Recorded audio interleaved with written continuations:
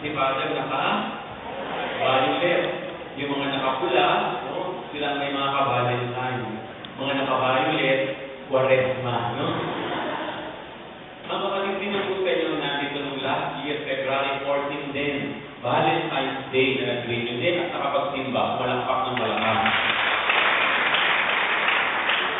So, nung last year, natatandaan ninyo, part ng homily ko ay may binigay akong ano. Sa homily ko. Ano bang homily ko nung last year? Tandaan ninyo? Tandaan ninyo? Diba sinimulan ko ang homily sa pick-up line? Diba? Tandaan ninyo? No?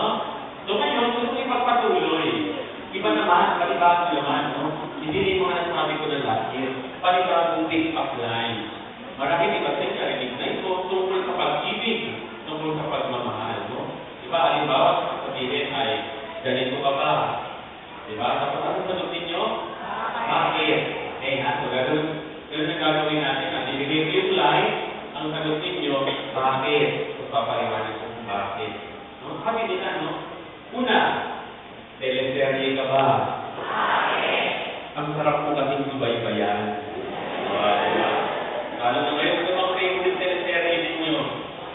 Banda lang po. So, pag hindi ka ganun teleserye ka ba? Bakit? Kasi ang sarap mong subaybayan. Ikalawa, bagyo ka ba? Kasi the moment you leave my area of responsibility, you leave my heart in the state of calamity. Talaga? Sinusunod mo, the state of calamity. Ito kasi mag-iwanan. No? Okay? Inigilig kayo ba? O pangatlo, geometry ba ang favorite subject mo? Eh kasi, kahit anong angle, ang ganda mo. Inigilig kayo. O, next. Sergeant ka ba? Ano ba yung sergeant? Nag-o-opera mo? Sige. Sergeant ka ba?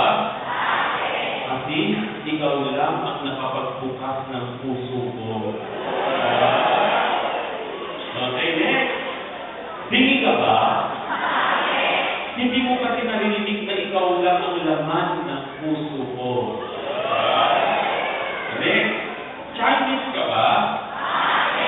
Kasi I show my love to you and I hope you love me too.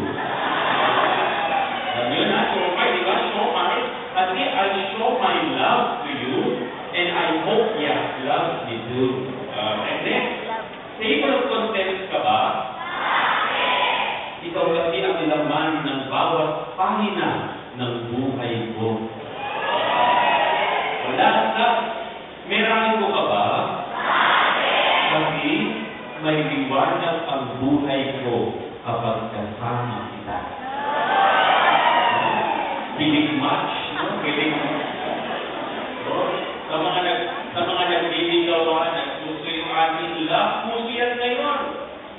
Kadalasan, pagkalipas ng panahon, eto na. Sige, libro ka ba? Kapal mo kasi. Okay, punchbag ka ba? Ang sarap kaming suntokin eh. Next, pintuan ka ba? Ang sarap ko kasing ibalabas. Birthday cake ka ba? Kasi pumapalakpak sila habang pinapatay kita. Kadalasan ganyan nangyayari, no? Sa buhay, nagkatawa na. Birthday cake ka ba? Kasi pumapalakpak sila pag pinapatay kita. Diba? Ang birthday cake, di ba? Yung cake candle, di ba? Pag iniipan mo, pumapalakpak sila.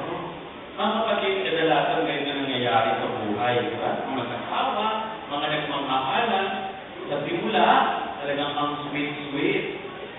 Pero sa paglipas ng panahon, eh, parang nawawala na. Pero alam ko kayo, naranasan niyan. Pero ang dalangin ng bawat isa dito, sa paglipas ng panahon, yung pagmamahalan na yan ay dapat maging matatag at maging matibay. Love. Sabihin niyo nga, love. Alam ninyo, ang salitang love daw, sinasabi ito, pinakagasgas na salita. The most adulterated word. Bakit? Eh kasi kahit pa, ginagamit yan, di ba? Halimbawa, I love chocolate. I love food. I love to eat. I love my dog. I love to sing. Kung sabihin sa tao, I love you. Nung kahit natin mong gamitin. Pero tumatagalaga ang lugar sa pag-ibig. Ang kapatid, ayon sa Griego, sa Greek, meron daw 4 stages of love. 4 stages of love. The first stage, ito daw yung pinakamababang uri na hindi mo makakonsider na love. Ang tawag dito ay, sabi ninyo, epithemia. Sabi niyo ba? Sabi ninyo, epithemia. Ano daw yung epithemia? Yung epithemia, ito daw yung, kumbaga, parang instinct lang. No? Ang gusto mo lang sa iba ay makuha mo lang siya. Ito yung kadalasan ang nangyayari sa mga halimbawa. Ito yung nandun lang sa level ng katawan lang ang hanap sa isang tao. Wala talagang pag-ibig, wala talagang pagmamahal, kung hindi, ano lang, kung satisfying yung aking desire. Yan daw yung level ng desire lang. No, desire. Yung kapwa, wala pang mukha yan, wala pang itsura, katawan lang yan, ganun lang. So, doon daw yung pinakamababang uri. Yung sumunod daw dito na level, tinatawag natin sabihin yung eros. Yan. Ano daw yung eros? This means equivalent to romance. No? Nagsisimula na magkaroon ng mukha ng ating kapwa. Meron ng some sort ng sabi natin na kapranggot, no? Sapagkat on the level of romance. Pero yung pangatlo, yung level na tinatawag na philia. Sabihin niyo nga? Ano ba sabihin ng philia? Ang philia mo. Yung philia ay na, that is on the level of friendship, companionship. Yan ang sisimulan na.